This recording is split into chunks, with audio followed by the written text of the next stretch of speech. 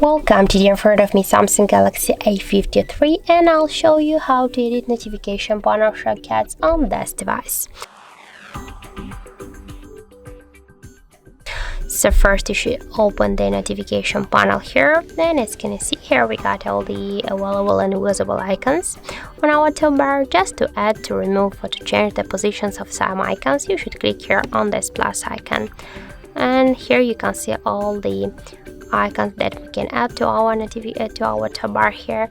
For example, just to add the secure folder, you should hold for a while this icon and drag it here to the position where you want to just add this icon. For example, here, by the same way, we can add more icons here. For example, the always on display.